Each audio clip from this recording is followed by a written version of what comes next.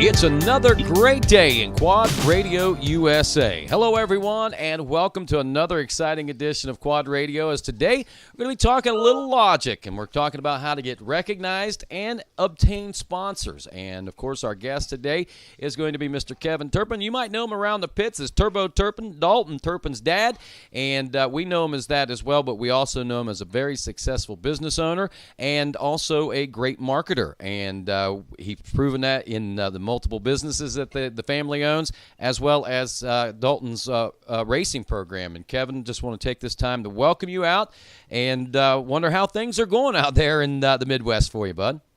Oh, thanks, man. I greatly appreciate it. It's been going good. You know, obviously the weather's not been the hottest here. Obviously we've been in the cold weather, so getting Dalton out there and getting him racing has been one thing, but been good on the front end of the activity of relating to this radio, obviously, interview and so forth, and getting sponsors. So we're seeing a lot of activity out there. So it's been good. But yeah, extra cold around here in the Midwest for sure. So we're ready for the race season to get fired back up and get to hear your beautiful voice there on the podium, hopefully.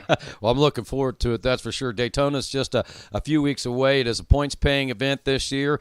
Some other exciting news I heard from the ATV motocross world is that each round, except for Loretta Lynn's, will be a state championship round. So when you go there, not only will you be vying for national championship points in the series, you'll also get a chance to run for an actual state ranking in the state that we're in. And I hope and believe that that's going to bring a lot of interest from the local folks out to go and try and do the best they can on those days. Absolutely. I'm excited for that. I think that's a great thing. I know there's been a lot of, talk within the ATV world that change is always good, but obviously there's always opinions that come with that. But I really think it's a great move on the fact of ATV motocross to give opportunities to the local riders that might not want to travel onto the series across the nation. It gives them opportunity to take that pride and get that title if in doubt they win it there in that local area. A lot of prestige too, I believe will come along with that and everything. And it's a building process. It may not be that the first year, but it will eventually catch on. And I think people will eventually know what's going on in that department, and it'll happen. It'll eventually build. And that's what we're trying to do right now, is build in the world of ATV racing in general, not talking specifically ATV motocross or off-road, but ATVing in general. And specifically, I guess we do have a passion for the ATV motocross side of things, and that's what a lot of the people that are watching here today are probably going to be concerned about. But the great thing about this is what we'll be talking about today, Kevin. You can apply this probably not only in your racing career, maybe even in your own business, your personal business, but, whether you're racing ATV motocross, whether you're racing side-by-sides, whether you're racing motorcycles, whether you're racing off-road or whatever the case may be, the information that we will be providing today, I think, will go a long way.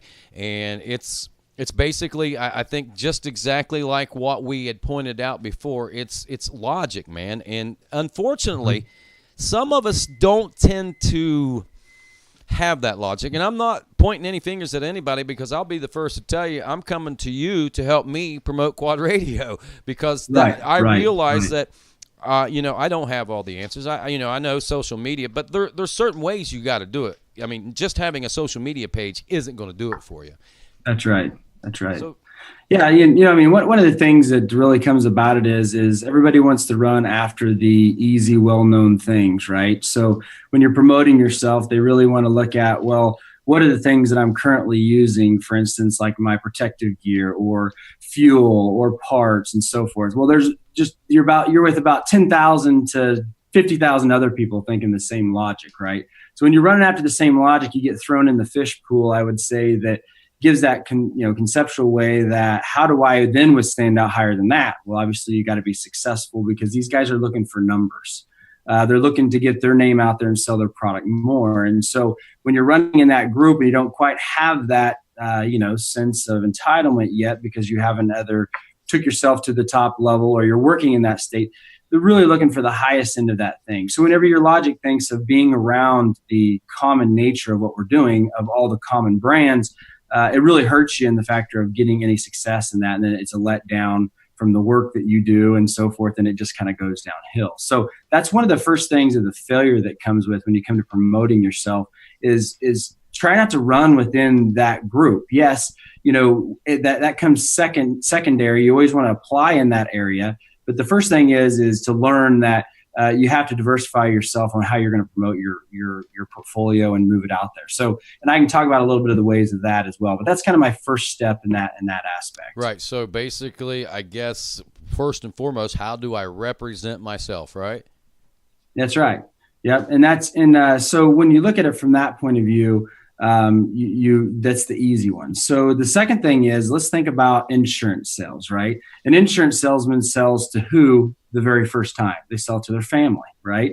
When you look at that point is family is already helping. If you're in the quad racing world, they're doing all they can do. They're supporting your deal and they're supporting your program. So that you really have no more from outside your family to go. Well, then it becomes friends, and then it becomes people that you know, and it starts growing out of this envelope as things happen. And relating back into my business and what we do is you have to stand out and you have to be different. And so what that means is thinking outside the box on who would really care or want your products or their name on their quad, or wanting it to give money to your organization to help you better yourself. And with that being said, it's not about just a giving process. It's about what can you do for them to make them more successful and them promote their products. A good example would be your job or your work.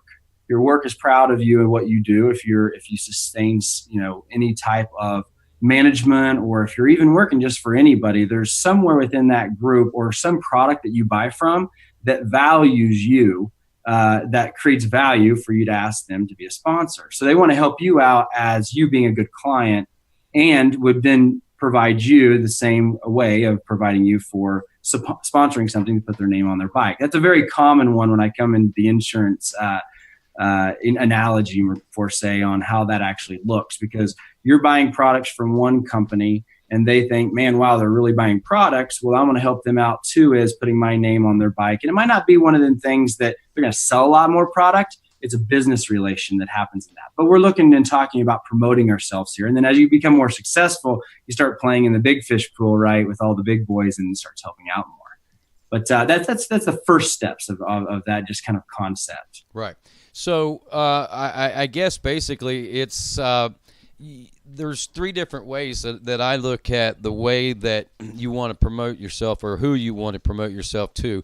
I think that, in my opinion, and you can correct me if I'm wrong, sponsors, obviously, which we've been talking about. Another one is fans. I think sponsors and fans come along with each other. And then I think one that some people may kind of miss the boat on is fellow competitors. You also want to promote yourself to your fellow competitors, because those are the ones that you want to influence to be using the same products you're using, so it makes it beneficial for your sponsors, kind of, so to speak. Sure, yeah. And, I think that a good example was, as you said, making sure that we're out there promoting our industry and trying to get more stuff. Is a good example like the Quad Race of Nations. One of the true failures, I believe, in trying to raise money or get free products is the willingness to ask, right? Is the willingness to say, look, I don't have the money and I need more money, or I need support, however you want to face it. You have to humble yourself and truly be grateful for what you get, right? And it might be a little bit the first year, and things take time. That means you just have to have a lot more of a little bit to make something happen, right? And that takes work and effort. So the first thing that really on promoting yourself is to say, look, I am willing to work for you if you help me. And with that said, it might be to where you get a little bit versus a lot. And then that way, when you move forward, you're actually humbling yourself to say, look, I need help. And then and that's always hard to say. Secondly is that I remember when we did the Quad Race of Nations thing and we went out, I said, we need to put this out here and do a GoFundMe account. And everybody's like, oh my goodness, a GoFundMe account. GoFundMe account means that you're completely don't have any money. It'll make us look horribly bad. It'll do all this stuff. And I said, you guys name the whole fundamentals of how you raise money and promote yourself. It's about being humble. And it was really a eye-changing type of thing, because people didn't want to take it to that statue. But think about it. What are sponsors for? to reduce our costs, right? To reduce things to help us out, because it's a very, very expensive sport, but it's the best sport in the world, obviously. But at the end of the day, that is one true key fundamental, is understanding that of, yes, it does take a little bit of, humility to bring yourself to that point to say, look, help me out in our aspect, in our race deal, and get us to where we need to be. Now, how do you attract fans? How do you attract fan support? Because I'll be honest with you, some of the riders that I have known, some of the most popular riders I have ever known, some of them have never once hit the podium, let alone won a race. I mean, what is special about fan promotion? I mean, and how do you go about that? So it's differentiating yourself, right? Adding merchandise, product, people love to buy things that are a part of something. And you don't have to be good. I always tell my children, you only need to have about 80% of what the actual talent is to compete. The other 20% are the things that people miss, from the promotion and the driving and the getting all of the ways that happen, and from the politics and the whole things that go along with it. Unfortunately, that we have to include everything. So when you say the fans, that's that 20%, right? That's the 20% that you have to learn about. What is it that people like? What is it that people buy? Differentiate yourself. Another example was when we did the GoFundMe, it didn't get much traction from fans at the beginning because they really didn't know how to accept it. It was the first time we ever really did this. So I said, well, use your race number, donate your race number, right? For a donation piece. And guess what? We started getting tons of activity because they love the race number. That's a passionate thing to them. So that differentiated that piece to bring your fans in to say, hey, I thought you meant that you wanted $2,000 for me to donate. I don't have $2,000. Right. No, it's the concept of doing anything. Right. A lot of littles make a lot. It does. And that's what you have to really work at yourself and drive that passion and figure out what happens. And that's just a small example of that. Give your number. And, it's funny because some said, hey, what if my number is 999? Well, think of $100, $99.90, right? Make that happen. So think outside the box. I would encourage everybody out there, think about what drives and moves people. I mean, we have to do this in relationships every day, right? With our wives and our kids and our family. We can't just walk up to our kids and say, hey, love me. And they go, oh, okay. There's things that we do. We have to work, and we have to work towards that. You have to have that same passion with people in business and clients. So, I mean, that's my way of saying that if you want to relate with the fans, come out with really cool merchandise. You might not be, might be middle of the pack, but come out with great merchandise that you could even sell. And I had a funny thing come across me the other day. Was a guy told me, he goes, I have merchandise and I haven't even bought it. I said, oh, really? So, yeah, with internet and so forth, they created a logo and they did all this stuff and they ordered it as it came in. And it was really neat to see that individual was being creative. He didn't have to have money to start this piece. And I think I was talking to you as well when we were at the banquet, and you told me that the what was the evil one? You said you came up with Almost Evil. Ronnie Higger said Almost Evil, right? Yeah. Look at everybody. They bought that, right? Yeah. And he's not always at the top, but he's moving his way up there. But that was a good example of using that concept of people caught on to that. They felt that relationship with that. It didn't cost him much, but it's get his name out there. Now people want it on shirts. Oh, yeah. So it's pretty cool, right? That's a concept to join with the fans. I thought was really pretty neat. So it's great because if you know Ronnie, he's nowhere near evil, and I think that's what's the great about it. I know Ronnie.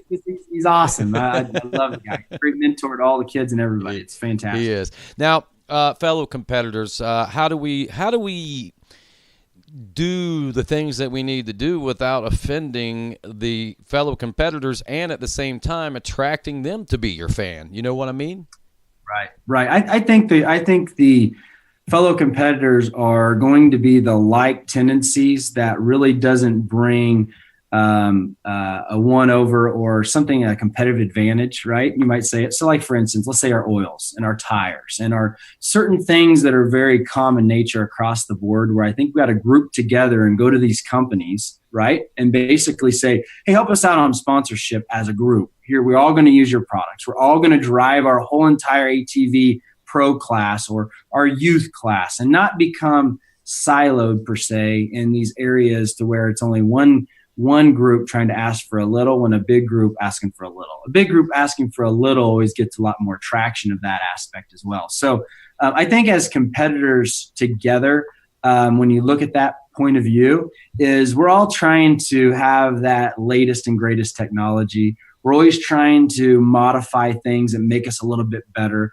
Really think about as a group, not only of working as a team, but how can we relate back together? And then also, we always want to be competitive. We just don't want to have that one niche that makes us run across the field. We want everybody to be there right with us and create to be a race. And that's why we have our fans that love to watch what we do.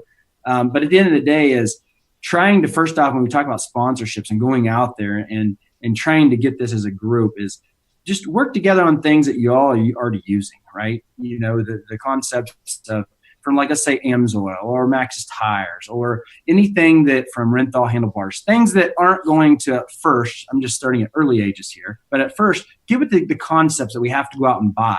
Work with that, and then as you all start learning your technology, keep pushing that limit, and then have your own little thing in your own bucket that you're working with on other companies that might give you that competitive edge. Radio. That makes perfect sense. Now, moving on, social media. That is definitely a must today. I mean, you basically can't have a fan base without social media. I mean, you can, because your fan base, if you're good enough, will create that social media for you. But at the same time, starting out, you definitely want it yourself, and I think no matter how big you are, you're going to want it. And I think everybody in our industry, basically, that is anybody, does have that. Questions: what social medias do we use? I mean, there's so many. You got Facebook, Twitter, Instagram, Snapchat, all that stuff. What are the ones that are used? Do we cross-promote across those? Do we use the same post on each one of them? How do we go about that stuff? I mean, would we be too redundant by doing that, I guess? I'm asking you a whole lot, but I think you can explain it. Yeah, I really think that just from in my experience within all of our companies that we own, we've done some studies on this, and not only of relating this back into my kids and seeing what's truly actively working is, you know, social media takes work. And whenever things take work, we always tend to shy on or get started really hot. It's like a diet, you know. And first off, we start doing it, we're dieting and exercising like crazy, and all of a sudden it starts to creep because it's a lot of work. And the second week and the third week and the fourth week get less and less. And the strong-willed ones that just made their mind up do it excellent. And that's what we see today in social media. And so with that being said, you know, keep it simple is my philosophy, because the more that you do in social media, the more you have to work. I'm not a saying of a fashion of us that, even to myself, that I love to work, but, you know, I love to work, but it's a lot of work even on top of the work we're already doing. So with that said is really, you know, I believe that Facebook is now targeting more of the family and friends. That's more what they're starting to say that it works with. More that upper generation to mid generation, I'd say probably your 30s and up, is really in the Facebook, because it's keeping in touch with people. That helps with that. That helps with relation across that, and all the ones that are really supporting you, like your family and your friends and so forth. But it also gives you more connections. So with that connection, the family knows more connection and more connections. Right. It's probably not going to be your high target area of getting a lot of money, but it does show hits and views and so forth of that. Now, Instagram is the one that goes below that. What I would say, Instagram is one that would be targeting your clients and your customers, because kids have tons of views and kids have tons of activity. So that's what really these sponsors and people really want to see. So when you look at Instagram, it's in Snapchat. I guess you could add that in there, because it is happening to us, which I never thought. I'm in that generation that just didn't do Snapchat and barely Facebook.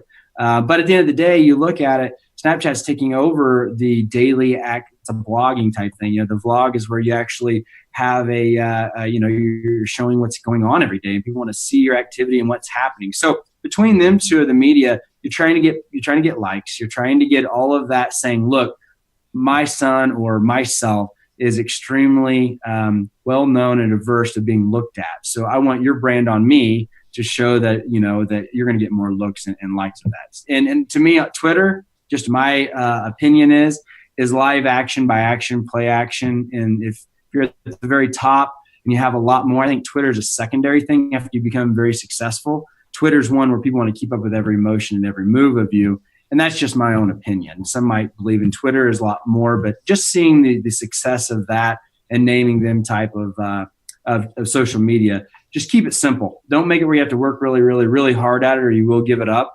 But it is a very, very, very, very high thing that shows really the true meaning of what you are and who and how you are in the industry of your popularity. Should you have personal pages or should you have athlete pages? How should that work?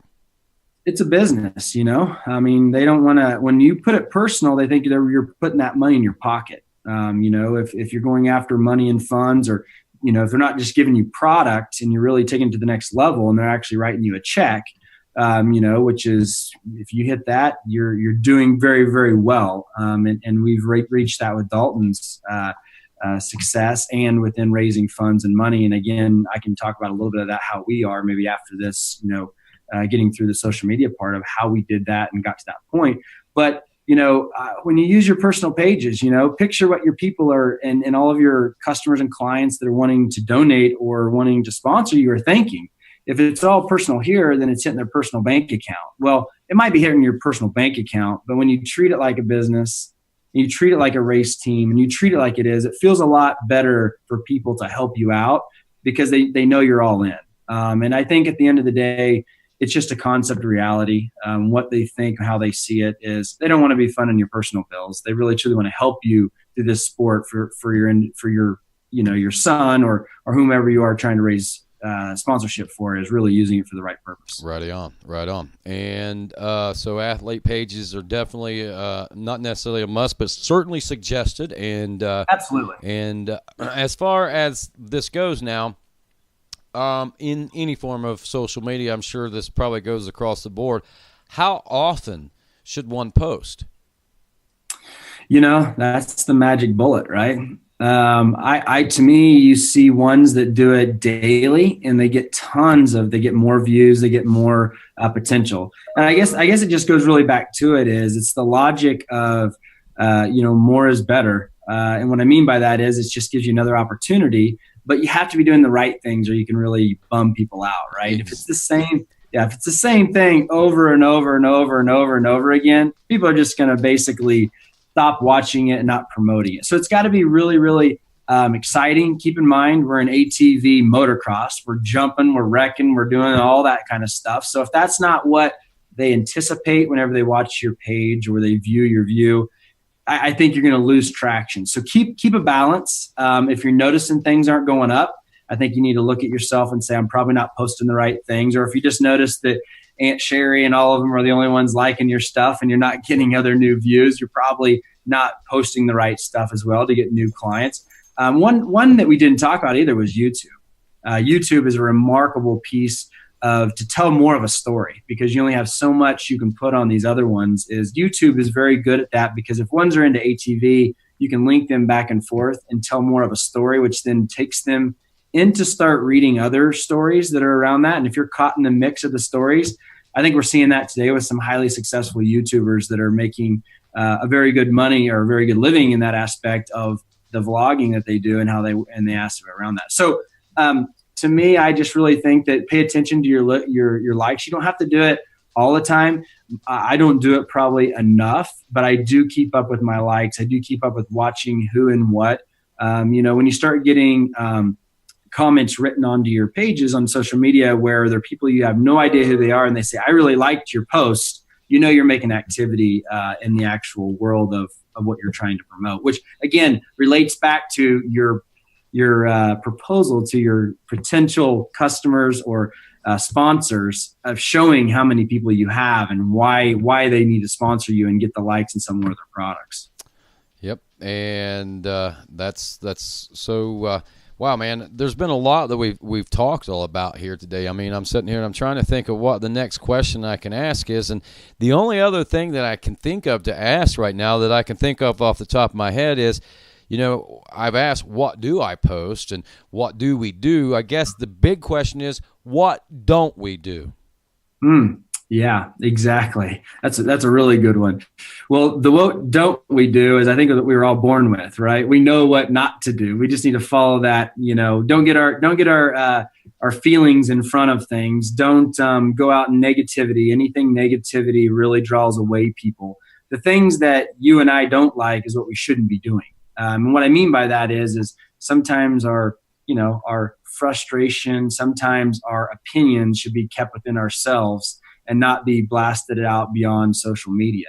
You have your friends that might relate to your comments or the opinions that you have, and then that's great. And however you guys vent or talk about that should be amongst yourselves. I don't think the world needs to know what that is.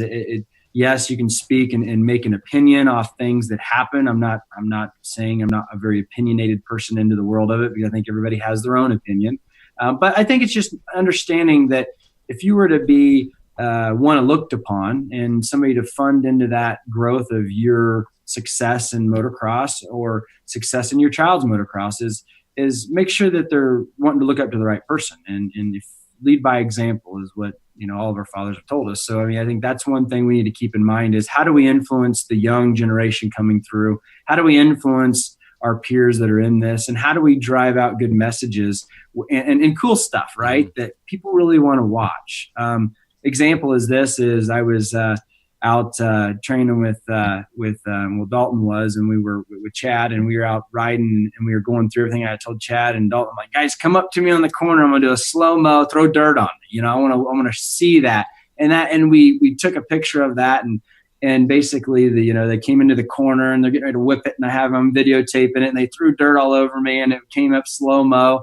People like to see the different aspect of the view of what and how and where and what's going on. They want to live it. Yeah. So just give that to them, right? Give them that. Some of them might be living through your posts through what they wanted to do in their career. Yeah, live vicariously through you. Yeah. Yeah. And so relate to that. And then some, remember, you're trying to promote your sponsors. So how would they go, wow, I could see me sponsoring him if my product was on that, because he's really good at doing this, meaning posting pictures that are just really, really cool. Or he thinks outside the box and putting GoPros in certain areas that are really different views of how suspension works, and just things outside the box that is different. And then also keep the family and tell the story. The story is what people love. That's why we like reality TV shows this year. Or in the past 10 years. And that's basically the whole concept of why people want to drive social media and be that way. Just let them feel the experience. All right. Well, Kevin, I really appreciate your time today. Is there anything else that you think you might want to pass along to folks that might help them out a little bit? No, one thing I do want to say is that it's not easy, right? Being humble, asking for something is never easy. We're all pretty pride people, right? We really want to know that we can do this on our own and we can survive and we can move forward. So don't let pride get in the way. People understand, and the ones that win are the ones that ask. So don't think that that's not what people aren't doing. And yes, it does. You have to humble yourself to ask that question, even if you're the most successful business person to the person that is barely making it in this sport. Don't give up and keep asking and keep showing that message and that story of what you're trying to perceive out there. And last but not least is make sure that you're just basically being a good person and a Samaritan within our organization in ATV motocross. Other people race and support their racing events as much as you support yours. I think a lot of times that we get this wall built up between it, and they got to choose one or the other. And it's a little bit of the difficulty right now that happens within ATV motocross. I've wrote to Fox 4 years in a row for Dalton and been declined 4 years in a row, and I'm going to do it for the fifth year, right? And eventually it will work. Eventually it's going to happen. And I'm not saying Fox is one bad or good, but you can see there's a wall divide. We need to break that wall down. We need to keep communicating. The more that people write to these other organizations, and I'm using Fox when I'm telling you before on our beginning of our call that that's the ones you go after, but Dalton won the national championship last year. So I thought, hey, I'm going to try to drive it. And because he's at the top of his little piece, and just see, I really did it just to see how people are reacting. And I noticed that the more we get to send out there in the world of our sponsors that are actively involved in our group that have products, the more action we're going to get where they're going to start to blend that. And a prime one was like Liat. I rode out to Liat, and they never had really a youth motocross, ATV motocross person ride out to them and show them and tell them and have, basically social media and have it together and really push to that. And they accepted Dalton. It's been a really cool experience. And so is GoPro. And so have all these other sponsors that Dalton has been with.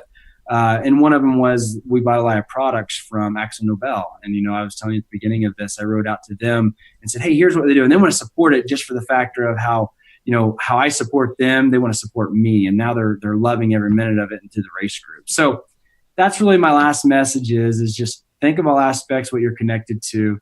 Be a good Samaritan in the actual business of ATV motocross. Support other motocross events.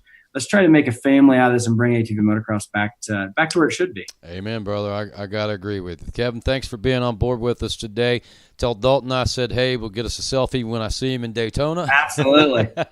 Absolutely. I'll tell you. I thank you very much, Rodney, for everything you do for our sport, man. We always love hearing your voice. It means we're on the podium. So I look forward to another great year of it, brother. Take care of yourself, and we'll see you at the races. Fantastic. Thank you. That's Kevin Turpin. I'm Rodney Tomlin. This is Quad Radio.